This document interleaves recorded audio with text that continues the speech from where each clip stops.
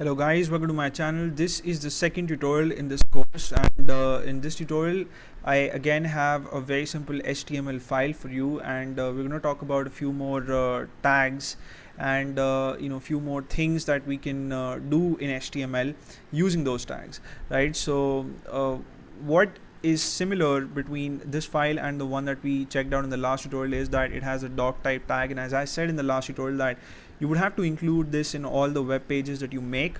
And then on line number 2 I have the opening HTML tag, on line number 12 I have the closing HTML tag, and between these two tags I have rest of the tags.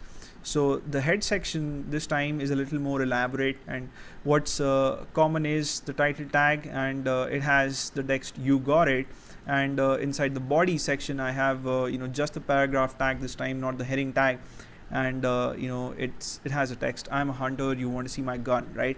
So I'll just show you guys how this file looks in in Google Chrome. So it's really very simple. You have the title here, "You got it," and you see the paragraph text here, "I'm a hunter, you want to see my gun." So what are these other extra tags doing here? As I said, as I told you in the last tutorial, that within the head section you have tags that allow you to save information about your web page. So for instance, you want to make your website search engine friendly in the sense that you want search engines to be able to find your web page on requests from users. When let's say you search for restaurants in New York.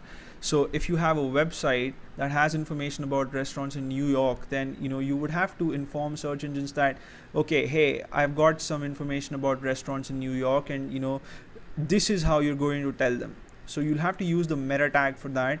So immediately after the title tag, you've got the word meta between the less than symbol and the greater than symbol. And as you must have noticed, the meta tag doesn't have a closing tag the way the title tag has. So the meta tag is a very simple tag to construct. You just have to make sure that you have the right attribute and value pairs, right? And this is very simple to understand. What I mean is that after the word meta, you have to give a space, and then you have to have an attribute that goes along with the meta tag. So one attribute that goes along with it is the name attribute. And since we want to save some keywords about our web page, you use the keywords value within double quotes, and after the assignment operator, after the attribute name, right? So name is the name of an attribute, and the value that it takes for you to be able to save some keywords about your web page is keywords, right? And similarly, content is another attribute, and this is where you're going to put in your keywords. So going by the example that I gave you, so if you have a website that has information about restaurants in New York, so that's what you'll put here, New York restaurants, and maybe names of a few restaurants between double quotes. And if you have multiple keywords, then you would separate them with the comma symbol, right? And to close this tag, you could either use a closing meta tag the way we work with the title tag, or you could just put in a / and then the closing angular bracket, or the greater than symbol, right?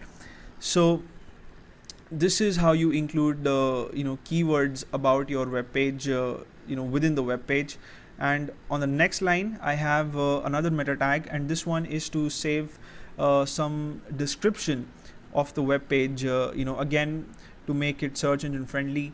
So you have the meta tag again, and this time the name attribute takes the value description, and the content attribute takes the value meta tags illustration, right? So this is the proper description that I thought this web page should have.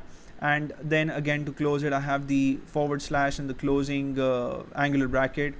And then on the next line I have another meta tag, and this one has the attribute http-equiv, right? So that's EQUIV, and this has the value refresh. So this particular attribute is used to refresh your web page, and the content attribute this time takes the value 2. So this is the number of seconds after which you want your web page to be refreshed. So I'll show you guys this page in Google Chrome, and you must have noticed that the page is getting refreshed after every 2 seconds, right? And sometimes you would want this to happen if you want your content to be updated and displayed to users after every few seconds.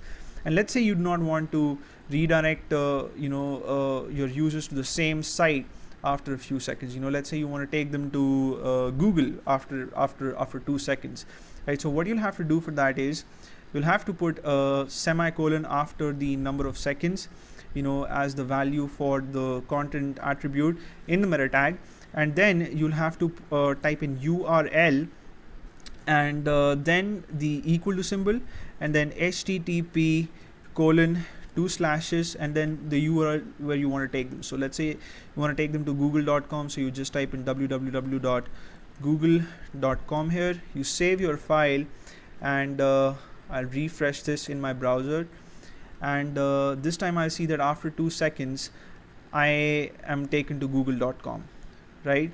So this is how you redirect users using the meta tags in HTML.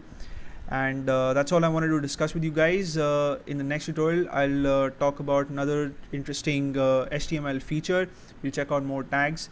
So you may subscribe to my channel if you haven't already, and take care till I see you next.